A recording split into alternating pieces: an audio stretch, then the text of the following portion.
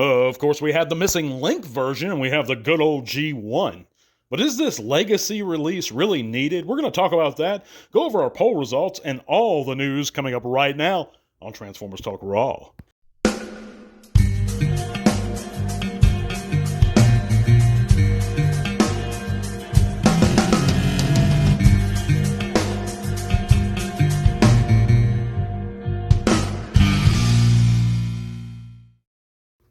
Howdy ho, friends and botheads. Thanks for coming back to another TTRP. That's a Transformers Talk Raw podcast on YouTube and Spotify. Thank you for all your support, guys, and coming in and listening this week. Let's get your work week started off right. Forgive me for the late upload, guys. I've been a little bit under the weather, but on with the show, guys. And, I wanted to talk a little bit about this newest Legacy G1 style Optimus Prime that's going to be released. He hasn't so far appeared in my neck of the woods. I don't think he's quite released yet. I may be wrong on that. I don't know. He's coming very soon if he's not around you already, somewhere in the world. And I'm sure the Eastern Hemisphere has him already in hand, but they might not. I don't know. I haven't looked into it because I'm not really excited about this figure. I don't think it's really necessary. I know that there are some guys that think it's a cool little neat release. I just don't understand where it fits in the collection. But that's not all my gripes with it. I think it looks cheap. Of course, if we compare it next to the G1, there's no chrome. There's no diecast. It's much shorter than the G1 or the missing link version. Of course, it's not a parts former, but so what? It comes with the Energon axe. Of course, that's, again, a point I often make. Only seen for one scene within the Sunbow animated series. So I don't think the axe is a necessary or even vaguely necessary accessory to come with Optimus. Fans have been recently demanding basically that every Optimus Prime comes with an Energon axe, which doesn't make sense to me. He should come with his blaster, he should come with roller, but his Energon axe, really, guys? That's just a bell and whistle thing that we really don't need.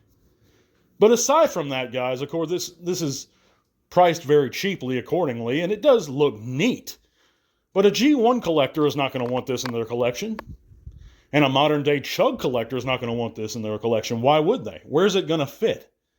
It neither scales with the current leaders that we have on display or with any G1 fans. And the true G1 toy collector is going to be insulted to even put this in their collection. Of course, nowadays you can go to the secondary market and find G1 Optimus Primes all day long loose, piece it together for relatively cheaply. You can get a G1 knockoff or even the missing link version. I mean, there's so many options with this character. I just fail to understand it. But maybe you guys can tell me in the comments why you're excited for it. And if you are, that's fine. I hope you get it and you're happy with it. I just don't get where it fits into a collection. That's my biggest deal with it. And I don't understand why Hasbro continues to release things that basically befuddle me. I don't get it. Going back, and I can cite example upon examples, but the Legacy Bludgeon was one of them. Now, I'm in the Bludgeon fanboy camp. I love Bludgeon, but you're going to put a new head on a mold that was clearly meant for Tarn to begin with, and I just don't think the head even particularly looked good. Of course, they pissed me off with Skullgrin also, with the Legacy Iguanus, because that's a betrayal of his character. But, Hasbro's going to do things sometimes we don't like. I accept that because they do get a lot of things right that I do like. Of course, I went over 5 things they did right, or 6 things they did right last segment, and that I love. So I'm not just being negative, but we have to point out the bad with the good sometimes. And I know some of you guys are going to disagree with me, and that's fine. And I'm not trying to knock something you enjoy. And if you want to get it, again, get it. But anyway, I digress. By the way, guys, if I haven't mentioned it already, you can click all those great links in the description below. It's going to take you to all kinds of cool stuff, including our Facebook group. We'd love to see you guys there. Come join us, chat bots with us. We're growing all the time, guys. If you'd like to support the podcast further, you can hit that Patreon link in the description below. That's going to give you automatic entries into every giveaway we have. Of course, this month, I try to do it once a year. We're giving away a Studio Series 86 Bumblebee that's shipped at my expense anywhere in the world, guys. So if you want to enter that, you can do it without being a patron just this month. Go to my last uploaded short, follow the simple instructions to enter a drawing for one, and I'm going to announce that pretty soon. But I digress. Most of the time, our giveaways are just for patrons. But yeah, let me know what you think about this subject, though, guys. If you're excited for this G1 style release, do you want more of these? Do you want less? But that's pretty much it, guys. Let's go ahead and go over all the news this week and our poll results. Check out the poll results.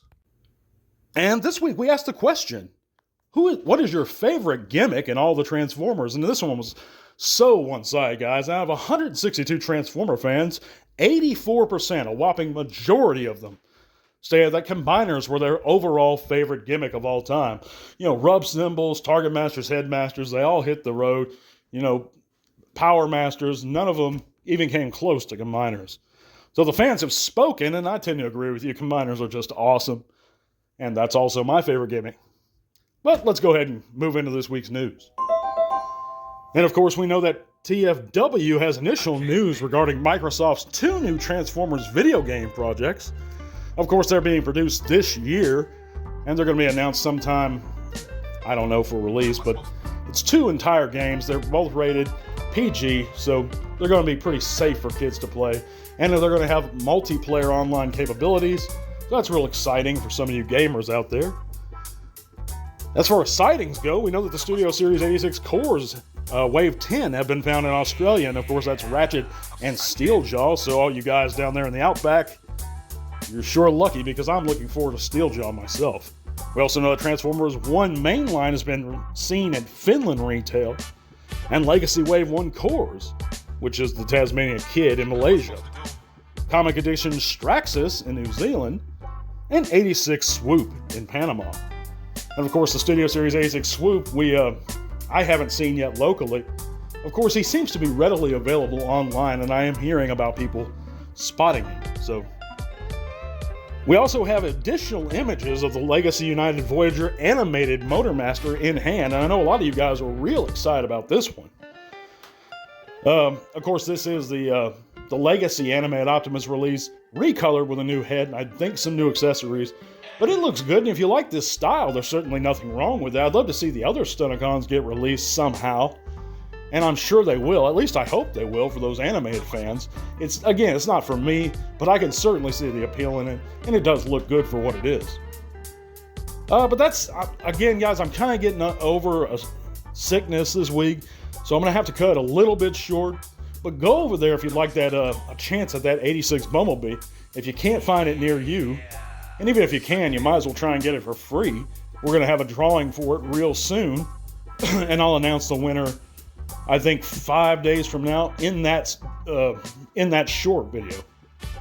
But thank you guys for coming and listening, all your support. We're real close to 2,000 subs, so if you're not subscribed, hit that like button, hit subscribe for me, and we're going to get some more content out real soon. Thank you again, guys. God bless, and to all are one. This podcast is made possible thanks to the support of listeners like you. Thank you.